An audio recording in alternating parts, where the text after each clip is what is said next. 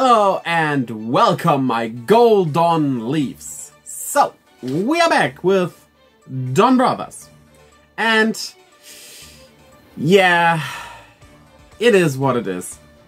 But this time around I enjoyed it a lot more than the last episode, so let's go! Episode 35, The Origami Song. Well, Tsuyoshi got Tsubasa into jail. And lands in the same jail after harassing Natsumi because he thinks it's Miho. Funny coincidence. And, well, the police just asked Natsumi, so Tsubasa's free now, which, yeah, obviously, those charges in the first place were not really good. There was no proof he did anything. It was just she disappeared and he didn't. That doesn't mean he did it.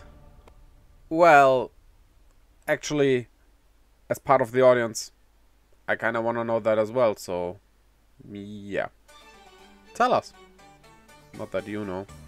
So, you want him to watch Natsumi because she might be a bestial. And you say you will take care of his fugitive situation if he does. But, like, there are no charges anymore. He's a free man. And he is the dumb one because he accepts this even though they don't have anything in hand. Well, I guess he wants to find out about Natsumi as well, so yeah, there's that. Ah, Jiro gets visited by his... whatever she is to him.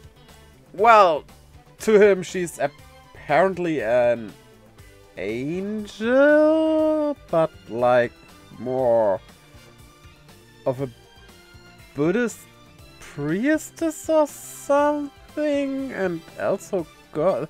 This image is weird, but I like it. You suspect her of being a bestial and you do a marriage proposal. You know, she might be an animal. No, I'm not going to king shame here. That's fine. Seems like someone's getting jealous. Now, the interesting part about this, though, is that the true girl behind Natsumiho is Natsumi, so she doesn't get the chance here.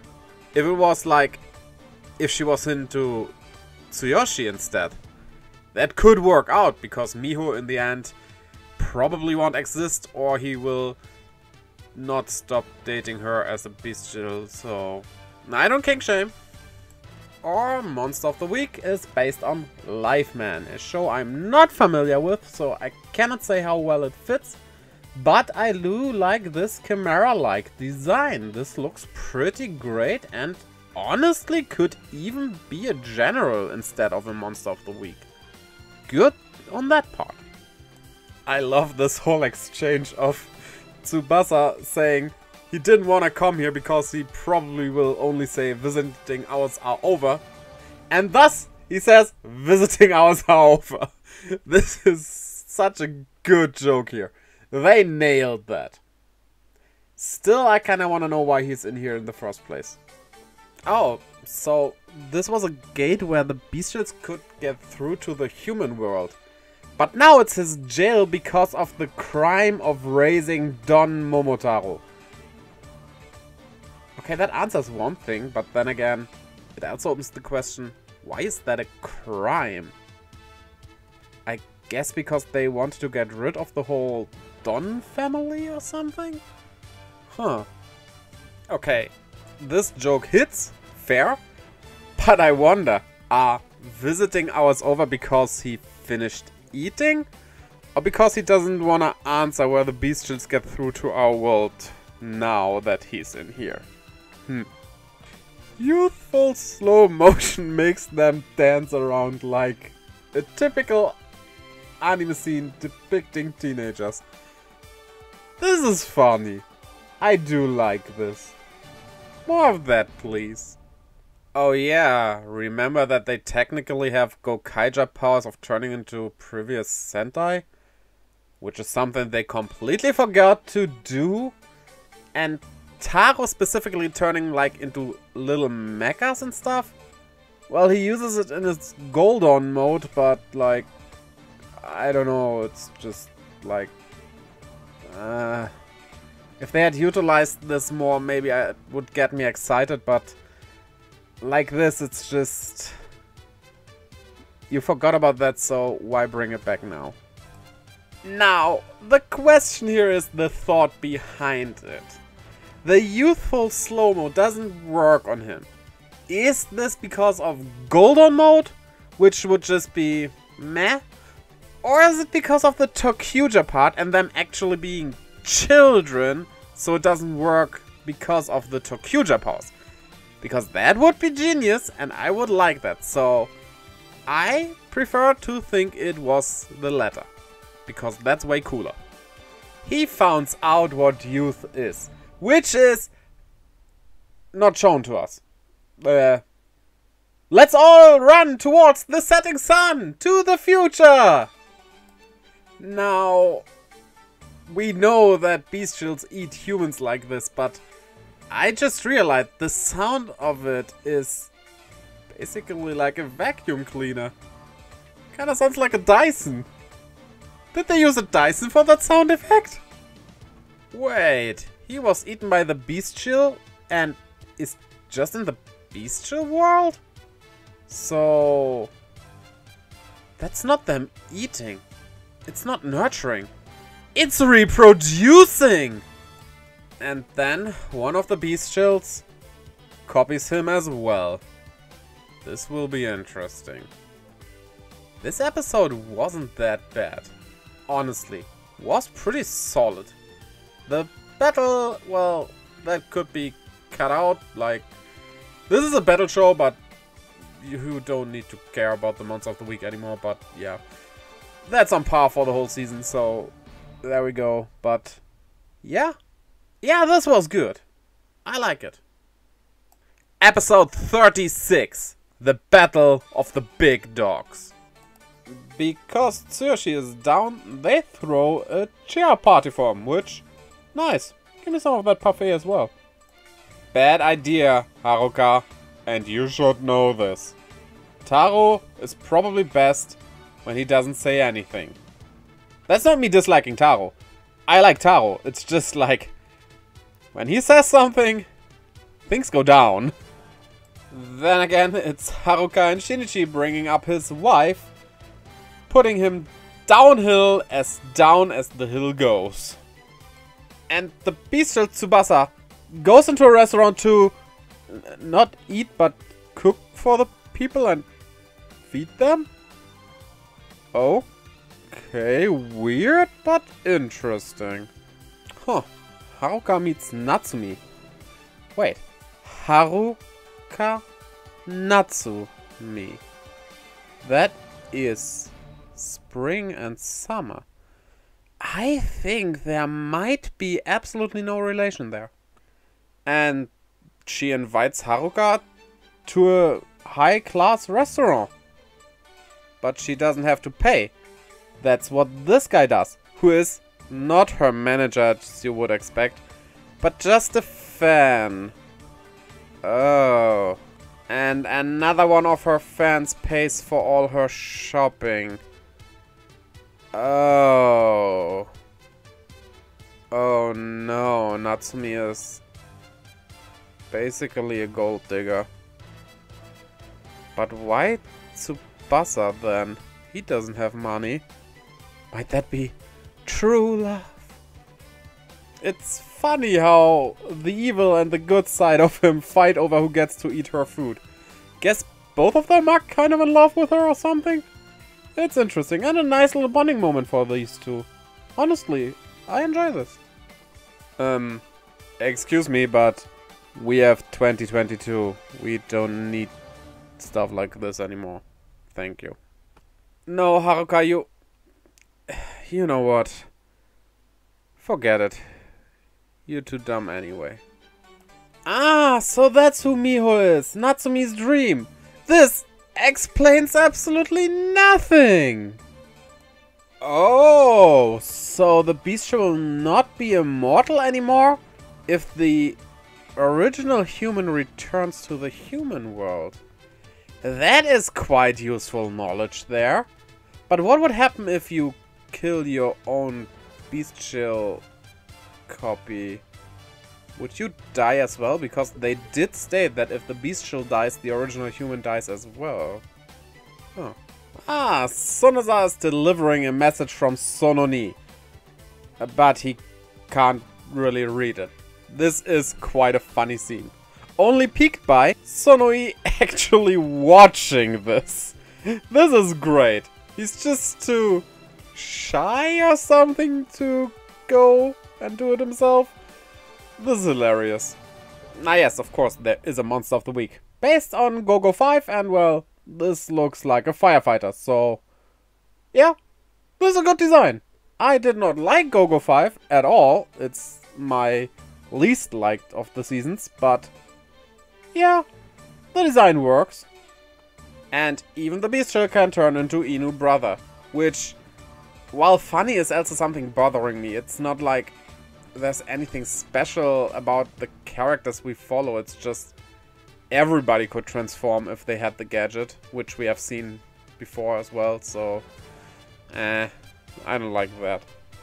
Yeah, the roll call is wasted. It would even be the first real roll call, but with Inu Brother being a bestial, it's not working out, and I just want to have a team shot with everyone included. Come on. Oh, somehow the original Tsubasa came back and easily killed his counterpart. That was a bit underwhelming. I was looking forward to a bit more of that. Then again, this is episode 36, so yeah. This episode in and of itself wasn't bad. I think it was pretty middle of the road, again, but it worked out, so yeah, it gets a pass from me. I just don't like that they don't do more with the bestial Tsubasa, but oh well. Episode 37. I and Ni and Za and Shi. A mysterious man taking notes about who exactly? Our Donbrothers or the Cerebrians? Huh, we gotta see. Even though the preview has already told us that of the last episode. Oh, I didn't know they had this game in Japan as well. Like, in German we call this silent post office, basically, kind of like that. But that is an international thing? I didn't know that. This is interesting. Tell me in the comments, does this exist in English-speaking languages as well? Ah, the mysterious mask is just a cleaning freak. Nothing more than that, I'm sure. Oh, so he can travel back in time by 7 years to... No, just kidding. He just summons the... foot soldiers. Do they have a name even? Masked guy is Sonoshi! Another one of the Cerebrians. What a surprise that I didn't actually know would happen due to said preview. Also, why does he have gold on his ear? And he measures how deep he kneels. That is, well, a villain, I guess? Might this be a real villain now? Okay, so he should act like an overseer to them, so they have to do what he wants, or else he could report them for not behaving as they should, and then that gets them killed, probably? Ah, a battle invitation, but not before, like, using a fire extinguisher on them. For whatever reason, to clean them up, I guess, which... Does it? Ah, okay. That gold stuff was his earwax. No, wait, nothing is okay about that! This is disgusting! Ew! You call a weird white powder that's everywhere snow. Let's just hope the screenwriter didn't know what kind of colloquial term this is. His transformed form looks pretty cool though. I do like this. I wouldn't mind Sentai outfits being more like this. Of course, you'd have to do the visor still, because the visor is part of a Sentai's identity, but Yeah, a bit more armory would work well. And while Sonoshi does flee, they did lose this battle. He did not flee because they injured him or anything. He just fled because the other three should handle this battle. He did not stand a chance at losing here. So, now Cerebrans wanna get rid of their supervisor by turning him into a Hitotsuki.